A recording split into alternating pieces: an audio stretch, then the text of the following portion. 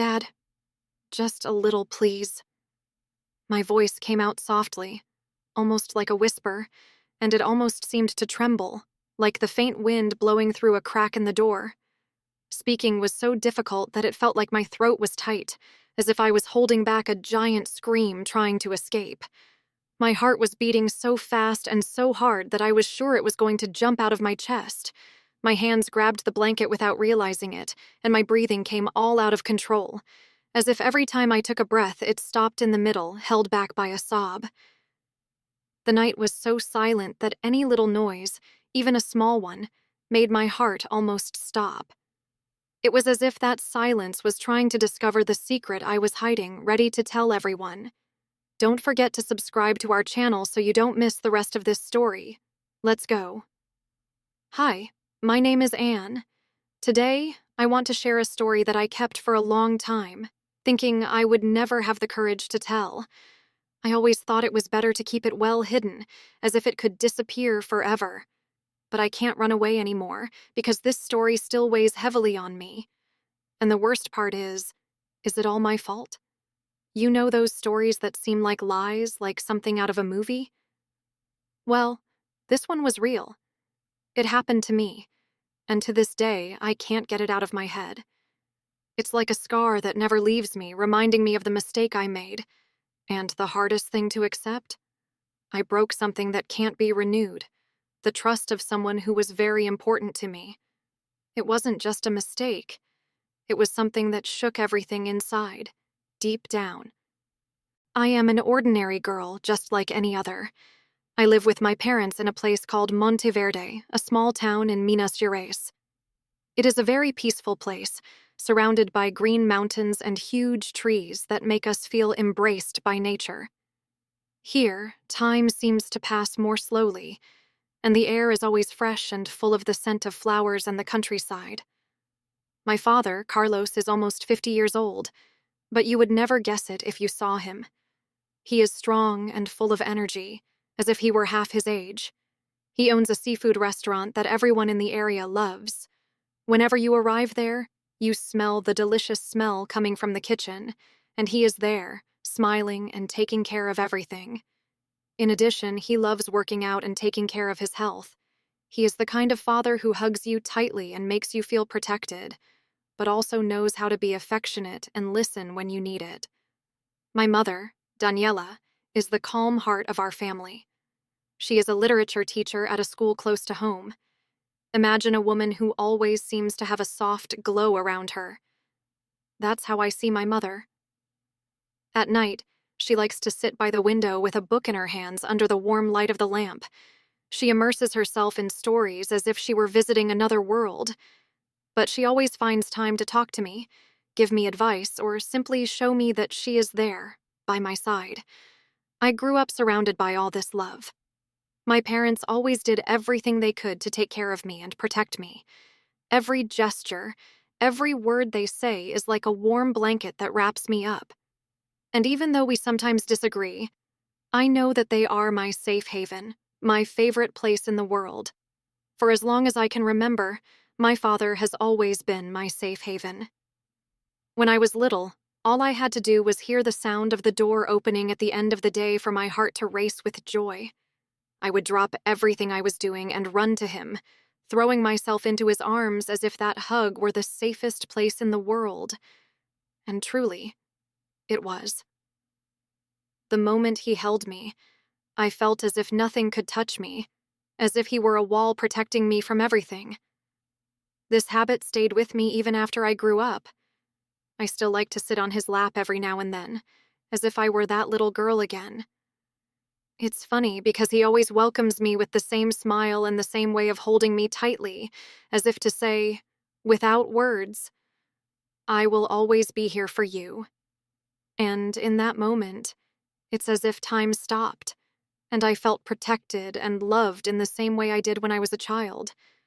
But lately, something started to change, and I didn't know exactly what it was.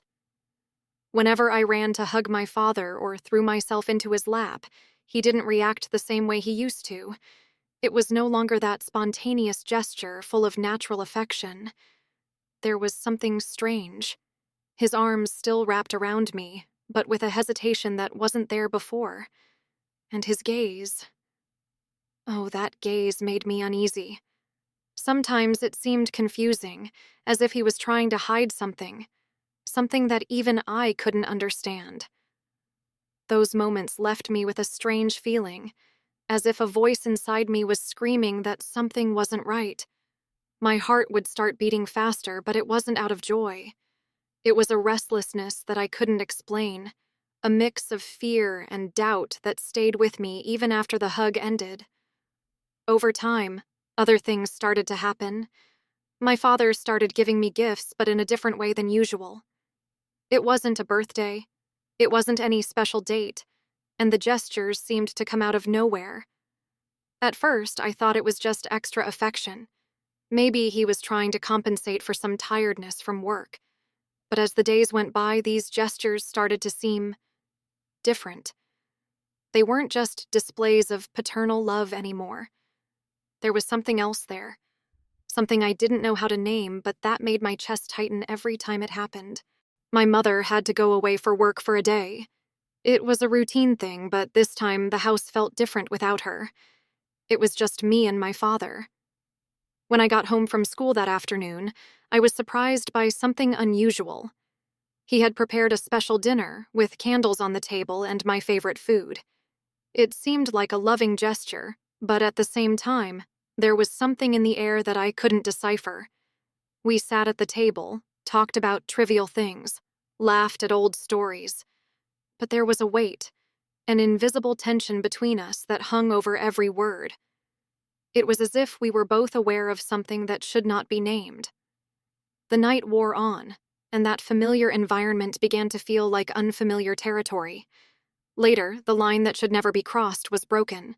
Everything happened in a whirlwind of confusing emotions, and we gave in to something that should never have happened. It was as if the world around us had gone dark, and for a moment we were trapped in something so wrong that it seemed impossible to believe. My mother had said she would not be back until the next day, but she arrived early. When she entered, the silence of the house was interrupted by the door opening. We did not hear her, distracted by the chaos we had created.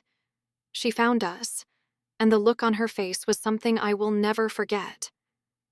It was a mixture of disbelief, pain, and a deep sense of betrayal. She did not say a word. She simply left, slamming the door behind her, leaving a crushing emptiness in the air. A short time later, she filed for divorce. Everything fell apart. What had once been a home full of love and laughter was now nothing more than walls that bore witness to the end of something that could never be rebuilt. My mother completely cut off contact with me. The messages I sent went unanswered, and the calls went unanswered. It was as if I had been erased from her life, and it broke my heart. No matter how much I tried to justify it to myself, nothing seemed to ease the pain of having lost connection with her. My father and I barely exchanged words. The house, once so full of laughter, conversation, and love, now felt like a strange, cold, and empty place. We walked through the hallways like ghosts, avoiding each other, carrying a weight that neither of us knew how to deal with. The silence between us was almost unbearable, loaded with a guilt that didn't need to be spoken, but that was always there, present in every averted glance, in every moment of hesitation. At night, the emptiness seemed even greater. I would sit in my room, staring at the walls that had once witnessed happy moments, but now only reflected loneliness. All I wanted was to go back in time, to undo what had been done, but reality didn't give me that chance. The guilt was like a shadow, following me everywhere. I tried to distract myself, to immerse myself in studies or in the small tasks of everyday life, but nothing seemed to work. I wondered over and over if it would ever be possible to rebuild something from the ashes, if the cold and silent house could ever be a home again. If you want to hear more stories like this, click on the video that is appearing on the screen. Thank you for listening to my story. If it impacted you, please like, share, and subscribe to the channel for more stories like this.